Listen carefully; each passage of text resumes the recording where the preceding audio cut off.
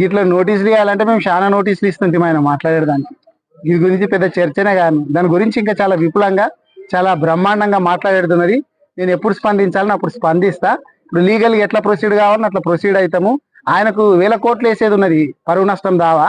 ఆయన మాట్లాడిన మాటలు కావచ్చు అని చాలా ఉన్నాయి. ఇంకా ఈ ఉడతా ఊపులకు ఇటువంటి తాటాకు చప్పులకు భయపడేటోడు ఎవరు లేడు. ఇది ఇప్పుడు తెలంగాణ రాష్ట్రం లోపల కూడా కేటీఆర్ గారికి, కేసీఆర్ గారికి, హరీష్ రావు గారికి, తర్వాత ఆర్ఎస్ ప్రవీణ్ కుమార్ గారికి అందరికి నోటీసులు ఇస్తున్నాడు. నాకు కూడా నోటీస్ ఇస్తున్నాడు. అక్కడ రేవంత్ రెడ్డి అక్కడ వాళ్ళ అవినీతి బయటపడకుండా డైవర్షన్ పాలిటిక్స్ అక్కడ చేస్తుంటే, ఇక్కడ ఉన్నటువంటి వాళ్ళు కూడా వాళ్ళ అవినీతిని నేను బయట పెడుతుంటే డైవర్షన్ పాలిటిక్స్ చేస్తున్నారు. దీనికి భయపడేటోడు ఎవడున్నాడు? మీరెన్ని కుట్రలు చేసినా గానీ మీ అవినీతిని రాష్ట్రంలో, నియోజకవర్గంలో, జిల్లాలో అన్ని చోట్ల బయట పెట్టే బాధ్యత మాది. దీనికి భయపడేటోడు ఎవరు లేడు. ఇంతకు 2 ఇంతలు స్పందిస్తాం. ముఖ్యంగా ఒక స్పీకర్ బుల్లెట్ రాజు వెనక అసలు ఇవన్నిటికి తర్వాత స్పందిస్తాం కదా.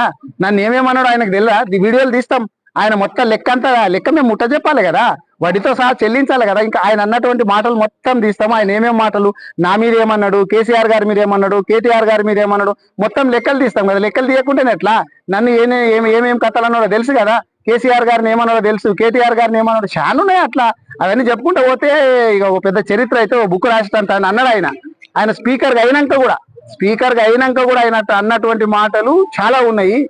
వికారాబాద్ ప్రజలందరూ కూడా ఆలోచన చేయాలి. ముఖ్యంగా టౌన్ లో ఉన్నటువంటి వాళ్ళు ఆలోచన చేయాలా. నేను ఏం చెప్పినా, అరే వాళ్ళ కుటుంబ సభ్యుల గురించి రిజర్వేషన్ చేపించుకున్నాడు, మార్పించుకున్నాడు అని బయట అంటున్నారు అన్న. దానికి క్లారిటీ ఏందో గౌరవ స్పీకర్ గారు ఇయ్యాలా అని చెప్పిన. అది తప్ప నేనైతే అనుకుంటలేను. ఇప్పటికి కూడా వికారాబాద్ టౌన్ లోపల సీనియర్ నాయకులు, ఏ పార్టీ వాళ్ళు అన్నా కానీ, వికారాబాద్ ఉన్నటువంటి టౌన్ లో ఉన్నటువంటి సీనియర్ నాయకులు, కాంగ్రెస్ వాళ్ళ, బీజేపీ వాళ్ళ, బీఆర్ఎస్ వాళ్ళు గారు, వాళ్ళందరూ ఏం చర్చించుకుంటున్నారు తెలుసా? ఇక్కడ ఉన్నటువంటి రిజర్వేషన్లు అన్నింటినీ కూడా, వార్డు రిజర్వేషన్లు అన్నింటినీ కూడా అతలా కుతలం చేసిండు. ఎవరి మీదనో ఒక్కరిని దృష్టి పెట్టుకొని, వాళ్ళిద్దరిని ముగ్గురిని దృష్టిలో పెట్టుకొని ఇక్కడ ఉన్నటువంటి నాయకులందరినీ కూడా ఘోరంగా రిజర్వేషన్లు మార్చి పడేసేస్తే వాళ్ళు ఏడ ఇలా పడాలనో నెత్తికి చేతి పెట్టుకొని కూర్చున్నారు చాలా మంది లీడర్లు, అన్ని పార్టీల లీడర్లు. మరి గింత చేసుడు అవసరమా? సీనియర్ నాయకులందరినీ కూడా, లేకపోతే గట్టిగా ఏ వార్డులు ఉన్నారో వాళ్ళందరూ కూడా ఆలోచన చేయాలా. రిజర్వేషన్లు ఈ రోజు వికారాబాద్ పట్టణంలో ఎట్లా తయారైనాయి ఆలోచన చేయాలా. నేను ఇంకొకటి ఏమన్నా, అరే ఆయన గౌరవప్రదమైనటువంటి ఒక పదవిలో ఉన్నాడు, అన్ని పదవులు వాళ్ళ కుటుంబానికేనా, వేరే వాళ్ళకు కూడా అవకాశం ఇస్తే బాగుంటది కదా. వాళ్ళ పార్టీలో కూడా పనిచేసినటువంటి వాళ్ళు చాలా మంది ఉంటారు కదా, అవకాశాలు ఇవ్వాలని చెప్పిన.